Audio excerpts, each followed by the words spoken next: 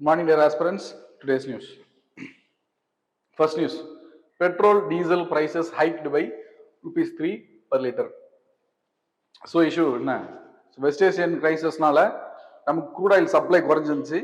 So இவ்வளோ நாளாக ஓரளவுக்கு கட்டுப்பாட்டில் வச்சிருந்தோம். We are made our crude oil supply in control. But ஆனால் இப்போ அந்த கண்ட்ரோல் மீறியாச்சு. So government has hiked the price of the petrol, diesel எல்லாத்தோட ப்ரைஸும் 3 rupees ஏற்றிருக்காங்க. அதோட டேட்டா தான் பார்க்க போகிறோம். பெட்ரோல் ப்ரைஸ் வந்து டெல்லியில் 97, diesel 90 per litre. Post hike வந்து 1000 crore ஒட்டுமொத்த இந்த அளவுக்கான கொஞ்சம் காம்பன்சேஷன் வந்து ஆயில் மார்க்கெட்டிங் கம்பெனிக்கு கிடைக்கும் அப்படின்னு சொல்லி சொல்றாங்க. ஸோ ஹைக், ஏன் ஒய் ஹைக் அப்படிங்கிறது ஃபர்ஸ்ட் மெயினான விஷயம் என்னன்னா, அந்த ஹோர்முஸ் ஸ்ட்ரெயிட்டை ஈரான் லாக் பண்ணி வச்சிருக்கிறதுனால நமக்கு வர்ற ஆயில் சப்ளை வெஸ்டர்ன் கண்ட்ரீஸ்ல சவுதி அரேபியா, ஈராக் இந்த மாதிரியான கண்ட்ரீஸ்ல இருந்து வர்றது நின்னதுனால தான் ஃபர்ஸ்ட் மெயினான ரீசன் வந்து இந்த ஹைக்கு காரணம். Next OMC oil marketing company under recovery. Issue என்னன்னா, இவ்வளவு நாளா ஏன் இந்த ஹைக் கொடுக்கல அப்படின்னா, ஆயில் மார்க்கெட்டிங் கம்பெனிஸ் இருக்கு இல்லையா, அந்த ஆயில் மார்க்கெட்டிங் கம்பெனிஸ் வந்து அவங்களோட எக்ஸ்போர்ட்ல கொஞ்சம் அட்ஜஸ்ட்மெண்ட் பண்ணியும் அவங்களோட ப்ராஃபிட்ல லாசஸ் வந்தாலும் பரவாயில்லைன்னு சொல்லி நமக்கு இவ்வளவு நாளா பிரைஸ் ரைஸ் வராம பார்த்துக்கிட்டு இந்த ஆயில் மார்க்கெட்டிங் கம்பெனி அவங்களோட ப்ராஃபிட்ல லாஸை வச்சுக்கிட்டு நமக்கு கன்சியூமர்ஸுக்கு வந்து அந்த லோடை ஏத்தாம இவ்வளவு நாள் பார்த்துட்டு இருந்தாங்க. பட் நவ் அது வேற வழி இல்லை, ஒரு பாயிண்ட்டுக்கு மேல அதை ரிலீஸ் பண்ணி தான் ஆகணும். ஸோ இப்போ ரிலீஸ் பண்ணியிருக்காங்க. அதனாலதான் பிரைஸ் ஹைக் வந்து கன்சியூமருக்கு வந்திருக்கு. ரைட். ஸோ நம்ம என்ன படிக்கணும் அப்படின்னா, இந்த பெட்ரோல் பிரைஸ் வந்து இப்போ டாக்ஸஸ் என்னென்ன டாக்ஸ் ஸ்ட்ரக்சர் அதுல கொடுத்துருக்காங்க அப்படிங்கிறத பார்க்கணும். ஃபர்ஸ்ட் வந்து சென்ட்ரல் கவர்மெண்ட் லெவி பண்ற டாக்ஸஸ், பேசிக் எக்ஸைஸ் டியூட்டி. எக்ஸைஸ் டியூட்டி அப்படிங்கிறது ஒரு ப்ராடக்டை மேக் பண்றதுக்கான ஒரு டியூட்டி தான் எக்ஸைஸ் டியூட்டி. அந்த எக்ஸைஸ் டியூட்டியை 2 விதமா பிரிக்கிறாங்க, பேசிக் அண்ட் ஸ்பெஷல் அடிஷனல் டியூட்டி. என்னன்னா, பேசிக் அப்படிங்கிறது சென்ட்ரல் கவர்மெண்ட் லெவி பண்றது, அதுல சேஞ்சஸ் பண்ணவே முடியாது, அது ரொம்ப பேசிக். அடுத்து வந்து இந்த ஸ்பெஷல் அடிஷனல் எக்ஸைஸ் டியூட்டி இருக்கு இல்லையா, இதுதான் வந்து க்ரூட் ஆயில் சப்ளை படியும் இன்டர்நேஷனல் மார்க்கெட் படியும் ஏற்றவும் இறக்கவும் முடியும். ஸோ இந்த பேசிக் எக்ஸைஸ் டியூட்டியை ஏற்ற முடியாது, இந்த ஸ்பெஷல் அடிஷனல் எக்ஸைஸ் டியூட்டியை சேஞ்ச் பண்ண முடியும். And then road and infrastructure chess. So இந்தியாவில் இருக்கிற வேரியஸ் டெவலப்மெண்ட் ப்ராஜெக்ட்டுக்கு அமௌண்ட் கொடுக்குற மாதிரியான ஒரு செஸ் இதுல லெவி பண்றாங்க. செஸ்ங்கிறது தெரியும், செஸ்ங்கிறது வந்து ஒரு காரணத்தோட ஒரு லெவி பண்றது தான் செஸ். சர்சார்ஜ்ங்கிறது காரணமே இல்லாம போடுறது. So in order to promote the road and infrastructure in India, we are giving, the central government is levying road and infrastructure cess on petrol.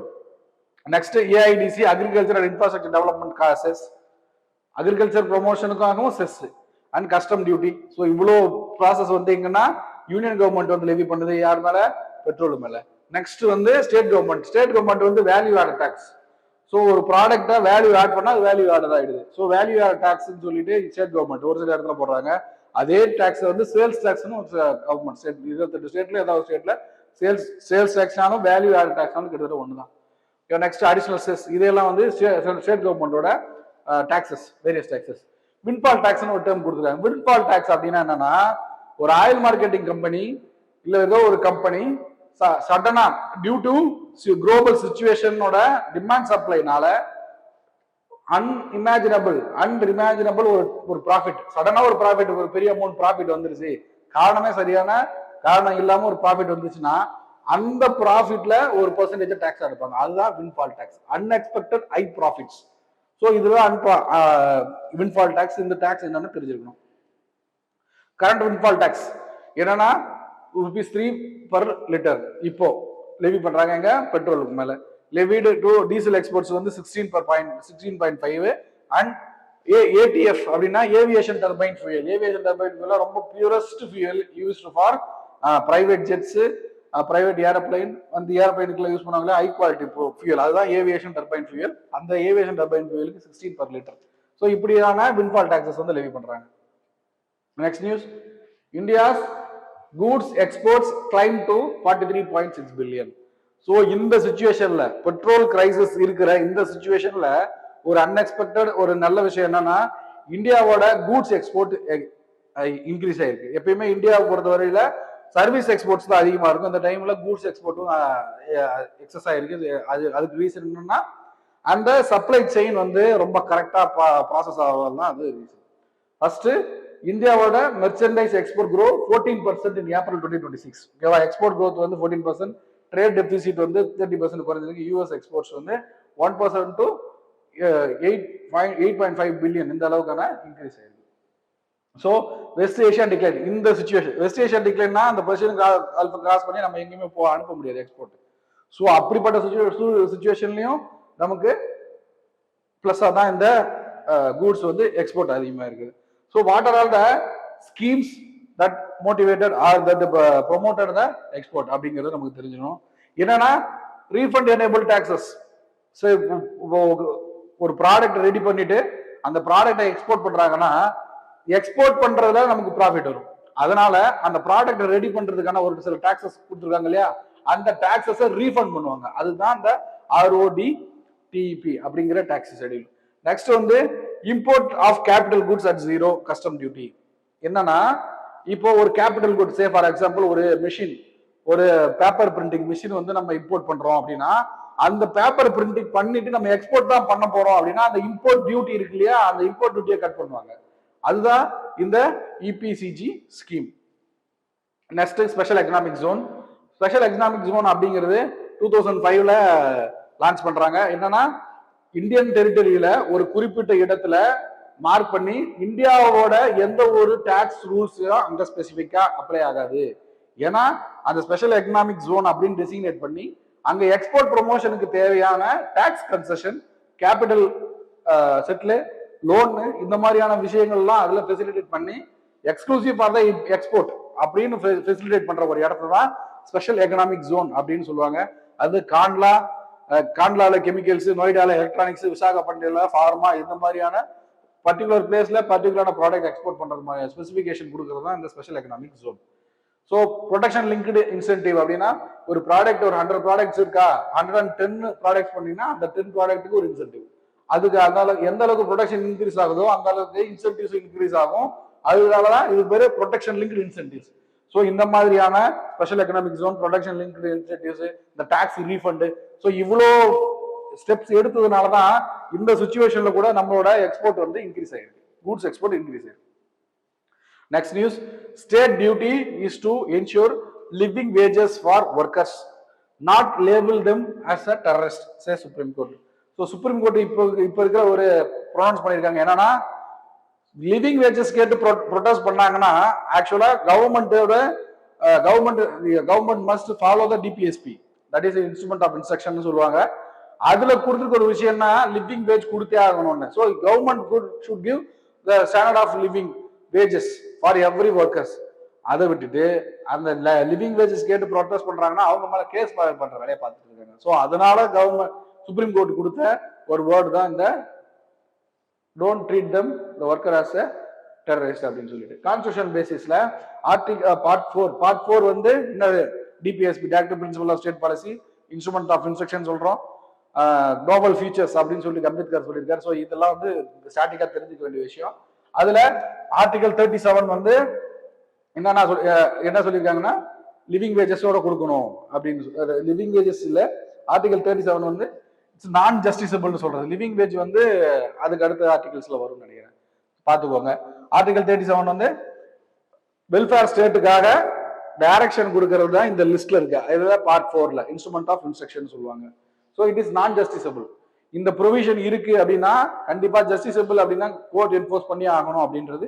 இது நான் ஜஸ்டிசபிள், என்போர்ஸ் பண்ணணும்னு அவசியம் இல்லை. அப்ஜெக்டிவ் என்னன்னா welfare state, reduce social economic inequalities and protect welfare section. So இது எல்லாம் தான் அப்ஜெக்டிவ்ல இருக்கிறது. ஸோ பார்ட் 4 நமக்கு தெரியும்.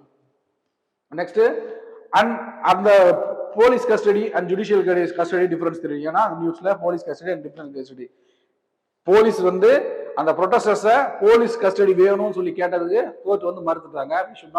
we will not give police custody for this protesters அப்படின்னு சொல்லிட்டாங்க. ஏன்னா போலீஸ் கஸ்டடி அப்படிங்கிறது லாக்அப்ல, ஸ்டேஷன்ல இருக்கிற லாக்அப்ல வச்சு விசாரிக்கிறதுக்கான ஒரு டைம் தான் இந்த போலீஸ் கஸ்டடி. ஜுடிஷியல் கஸ்டடினா ஆக்சுவல் பிரிசன்ல போட்டுருவாங்க, போலீஸ் இன்ட்ராகரேட் பண்ண முடியாது. ஸோ இன்ட்ராகரேட் பண்றன்ற பேர்ல அவங்கள டார்ச்சர் பண்றது, அவங்கள வந்து தான் வில்லுக்கு சொல்ல வைக்கிறது எல்லாம் தான் இந்த போலீஸ் கஸ்டடி நடக்கும். ஸோ சாரி, ஸோ கவர்மெண்ட் வந்து சுப்ரீம் கோர்ட் வந்து will not give police custody to the protesters அப்படின்னு சொல்லிட்டாங்க. So granted by magistrate held at police station lockup for 15 days, maximum 15 days தான் ஹெல்ட் பண்ண முடியும். அதுக்கு தாண்டி வேணும் அப்படின்னா they must acquire the permission of the magistrate, judicial மேஜிஸ்ட்ரேட்டோட. ஜுடிஷியல் கஸ்டடினா அவங்க வந்து ஜெயில் அண்டர் பிரசன்ட்ல வைக்கணும், அண்டர் த வாட்ச், பிரிசனர்ஸோட வாட்ச்ல. ஜெயிலர்ஸ் இருக்காங்களே அவங்களோட வாட்ச்ல இருக்குவாங்க, போலீஸோட வாட்ச்ல இருக்க மாட்டாங்க. So police cannot interrogate them. So இந்த அடிப்படையில் ரைட்ஸ் என்னெல்லாம் அதை கொடுத்துருப்பாங்க அப்படின்னா, right to legal counsel, protect against torture, medical examination, produce before magistrate within 24 hours. இது எல்லாம் செக்யூர் பண்ணப்பட்டிருக்கு அந்த ப்ரொடெஸ்டர்ஸ். கான்ஸ்டிடியூஷனல் டியூட்டி இந்த state must endeavour secure article 43. So சொன்ன இல்லையா, அது வந்து ஆர்டிகல் 43ல right to work basic living wage அப்படிங்கிறது ஆர்டிகல் 43ல கொடுத்துருக்குது. ஸோ நெக்ஸ்ட் நியூஸ் வந்து CBI launches AI powered verification system Abhay. Abhay அப்படிங்கிறது ஒரு சேட்பாட். அந்த சேட்பாட்டை வந்து சிபிஐ சிஸ்டம் வந்து லான்ச் பண்ணிருக்கு. என்னன்னா டிஜிட்டல் அரெஸ்ட் வந்து இப்போ அதிகமாயிருச்சு. So in order to rectify that digital arrest, ஏன்னா மக்களுக்கு வந்து விழிப்புணர்வே இல்லாதனால தான் டிஜிட்டல் அரெஸ்ட் அப்படிங்கிறது நம்புறாங்க. ஸோ அதை ஸ்டாப் பண்றதுக்காக அபை அப்படிங்கிற ஒரு சேட் பாட்டை ஓப்பன் பண்ணிருக்காங்க. If at all we have any doubt about any legal petition that are filed us against us in the digital way அப்படின்னா நம்ம ஸ்கேன் பண்ணி அந்த அபை சேட் பாட்டை அப்டேட் பண்ணோம்னா அந்த அபை வந்து அதை ஸ்கேன் பண்ணி will check the legality of the document. அதனால தான் இந்த அபை which was designated by CBI against digital arrest scam. We have to know about what is digital arrest. Digital arrest அப்படிங்கிறது லைக் ஒரு ஆப்போசிட் பார்ட்டி வந்து they portray them as a police official or a CBI official or any other legitimate official and will focus us as a illegitimate things we have done. நம்ம ஏதோ crime பண்ண மாதிரியே நம்மளை வந்து ஆன்லைன்ல சூ பண்ணுவாங்க, டூப்ளிகேட் டாக்குமெண்ட் ரிலீஸ் பண்ணுவாங்க. ஸோ இதனால நம்ம என்ன பண்ணுவோம்னா நம்ம ஆக்சுவலா ஏதோ கிரைம் பண்ண மாதிரியே நம்ம பயந்துடும். அடிக்குவேட் நாலேஜ் இல்லாதவங்க அந்த அவங்க என்ன சொன்னாலும் கேட்குற மாதிரி ஆயிடுவாங்க. ஸோ ஒரு போட்டோஸ், வீடியோஸ் இல்லை அமௌண்ட்ஸ் இந்த மாதிரியான விஷயங்களை நம்மகிட்ட கேட்டு வாங்கிடுவாங்க. அதுதான் வந்து digital arrest. Actually Indian legal சிஸ்டம்ல there is no concept called digital arrest, எங்கேயுமே கொடுக்கல. ஸோ அந்த மாதிரியான ஃபேக் மெசேஜஸ், ஃபேக் வீடியோஸ் வந்துச்சுன்னா அதை நம்ம தேவையில்ல. ஸோ இதுதான் சீக்வன்ஸ் எஸ்ஓபின்னு சொல்ல standard operating procedure. First fear creation. So ஒரு லீகல் நோட்டீஸ் கொடுத்து ஃபியர் கிரியேஷன் ஃபர்ஸ்ட் பண்ணுவாங்க, ஐசோலேட் பண்ண சொல்லிடுவாங்க, யார்ட்டையும் பேசக்கூடாதுன்றாங்க. அடுத்து ஃபினான்ஷியல் எக்ஸ்ட்ராக்ஷன், அடுத்து கொஞ்சம் கொஞ்சமாக அமௌண்ட்டை கறக்க ஆரம்பிச்சிருவாங்க. ஸோ ஃபீச்சர்ஸ் ஆஃப் அபை இட்ஸ் ரியல் டைம் வெரிஃபிகேஷன். என்னன்னா அது ஒரு சேட் பாட். நம்ம மெசேஜ் அனுப்பிச்சோம்னா மெசேஜ் ரிப்ளை பண்ணுவோம். அந்த டைம்ல நம்ம என்ன பண்ணோம்னா நம்மளோட டாக்குமெண்ட், எந்த டாக்குமெண்ட் வந்து ஃபர்ஸ்ட் இந்த சிபிஐ பேசுன மாதிரி கொடுத்துருக்காங்க இல்லையா அந்த கிரைம் பண்றவங்க, அதை நம்ம அப்டேட் பண்ணிடணும். அப்லோட் பண்ணிட்டோம் அப்படின்னா இந்த சேட்பாட் வந்து அதை வெரிஃபை பண்ணி இது லீகலா இல்லை நான் லீகலா, இது கரெக்டா தப்பான்றத சொல்லிடும்.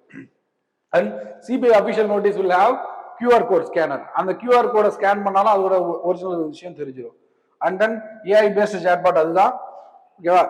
ஸோ இவ்வளோ ஃபீச்சர்ஸ் இருக்கிறது அந்த Abhay launched by CBI against the digital arrest. How to use Abhay? First சிபிஐயோட அபிஷியல் வெப்சைட் போகணும் அண்ட் அபை சேட்பாட்டை ஓப்பன் பண்ணணும்.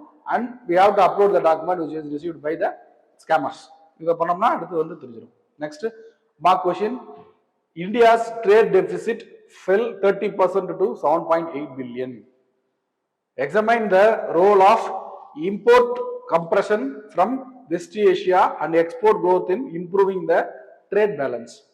So trade பத்தின ஒரு விஷயம், ட்ரேட் டெபிசிட் இருந்தாலுமே ஒரு India's trade deficit fill, trade deficit அதாவது எக்ஸ்போர்ட் குறைபாடு வந்து குறைஞ்சிருக்கு 30%. எது வரைக்கும்? 7.8 பில்லியன் வரைக்கும்.